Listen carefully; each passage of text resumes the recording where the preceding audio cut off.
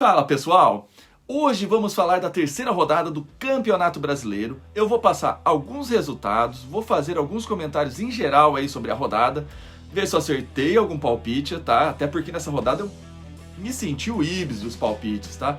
Vou dar também alguns detalhes a mais em alguns jogos que eu acompanhei melhor.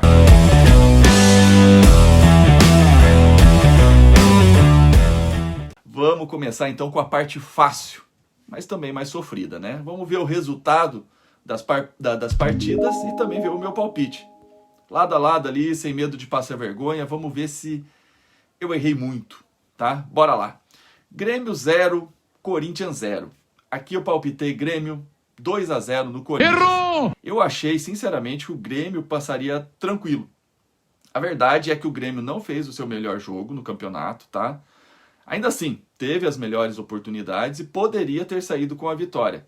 Já o Corinthians fez o jogo que sabe. Se defendeu, tá? Mas de uma forma diferente. O Thiago Nunes, ele não tem a mesma implementação, por exemplo, do Mano Menezes. Ele não sabe se jogar defensivamente e fazer aquela transição ofensiva, tá? Então o Corinthians praticamente não levou perigo ao gol do Vanderlei. Eu acho que ele não deve nem ter sujado a camisa, a verdade é essa. Indo para o segundo jogo agora, teve o Coritiba e o Flamengo. Curitiba e Flamengo valendo a taça lanterninha da rodada. E nessa o Curitiba ganhou, ou melhor, perdeu. Mas é o lanterna momentâneo do brasileiro. Título conseguido após perder por 1-0 para o Flamengo. O Curitiba perde a terceira no campeonato, o quinto jogo seguido, se a gente considerar também o Paranaense, tá? E o Flamengo consegue a sua primeira vitória. É uma vitória que dá um respiro aí para o Domenech continuar tentando ajustar o time. E no sábado ainda, o Palmeiras recebeu o Goiás. E que jogo foi esse? Eu vou comentar depois melhor, tá? Mas que jogo ruim. O Palmeiras está conseguindo acabar com o meu desejo de ver futebol. Ou aquilo que chamam de futebol bom. O resultado foi um empate de 1-1. E eu, todo bobo, otimista, achei que o Palmeiras pelo menos tentaria jogar futebol. E ganharia de 2-0. Inocente. Errou! Atlético Mineiro venceu o Ceará com tranquilidade na manhã de domingo por 2-0, aí sim um jogo bom. Eu tinha palpitado 3-0, quase deu. E o Vasco venceu o São Paulo em São Januário por 2-1. Eu achei que daria 1-1. Errou! E pelo nível do jogo não seria um resultado absurdo, tá? Mas o Vasco venceu e foi realmente melhor na partida e mereceu a vitória. E aí tem o Bahia 2, Bahia e Red Bull Bragantino 1.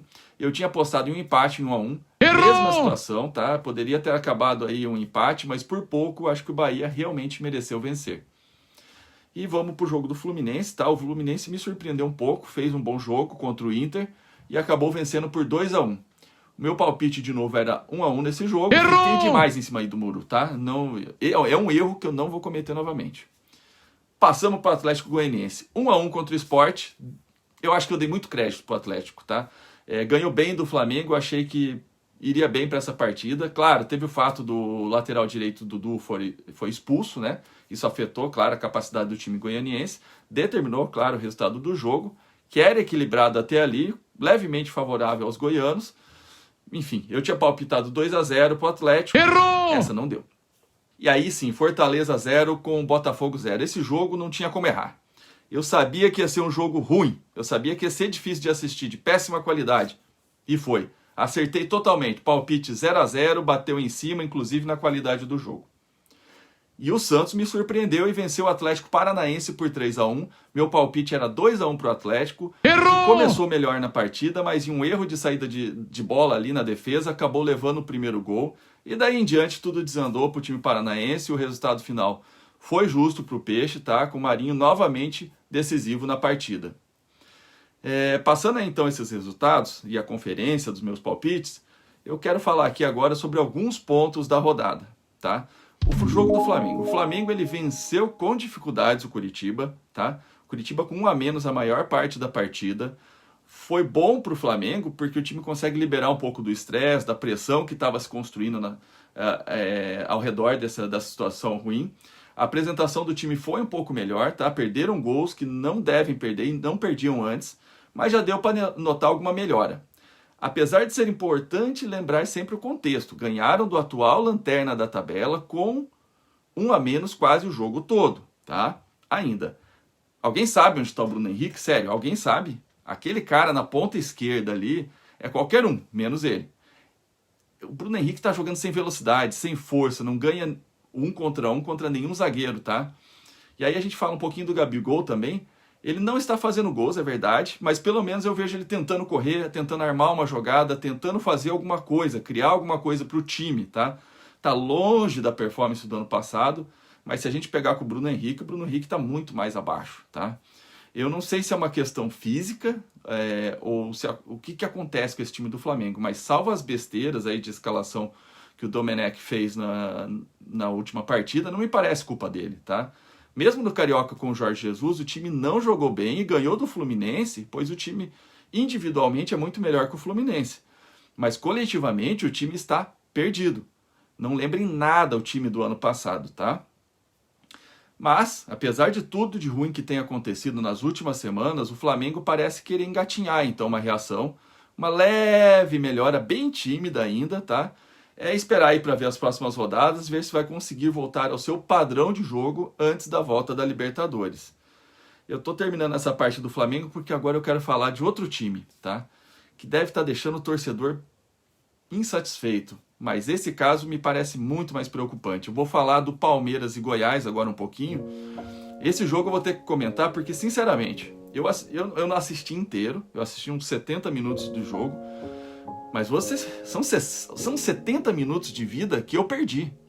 O Palmeiras e o Goiás deveriam pagar para as pessoas assistirem aquele espetáculo de horrores. É como eu defino essa partida. O Luxemburgo é incrível. Ele não consegue dar um padrão para o time. Quanto mais ele mexe, pior fica. Você acha que não pode ficar pior, mas ele vai lá, consegue. Ele te mostra que dá para deixar o time do Palmeiras pior. É bom lembrar, o Goiás estava desfalcado de 15 jogadores devido aos casos de Covid. Repito, 15 jogadores, tá? Jogadores importantes para o time, experientes, que fariam a diferença na partida. Ou seja, não dava para esperar muita coisa do Goiás. Mas o Palmeiras, enfrentando um time retalhado, com essa equipe, esse elenco, se esperava muito, mas muito mais do que apresentou, tá? O problema do Palmeiras não é a falta de resultado só, mas a falta de futebol. E é isso que me incomoda tanto nesse time do Palmeiras, porque é um elenco muito bom, tem bons jogadores, dá para fazer boas partidas, mas o time não tem padrão de jogo, não tem velocidade, não tem criatividade, não tem transição ofensiva, só fez um gol no Goiás de bola parada. E vive disso. Hoje o palmeirense deve se sentir...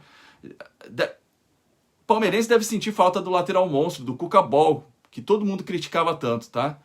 E eu vou ser sincero, eu era fã do Luxemburgo nos anos 90. Excelente treinador, inovador, foi pra Europa com mérito, foi justo para ele naquele momento, tá? Ele era o cara. Mas esse Luxemburgo atual parece perdido nas ideias antigas e se recusa a fazer uma autocrítica e tentar se adaptar aos novos tempos. Pior para o Palmeiras e seu torcedor, tá?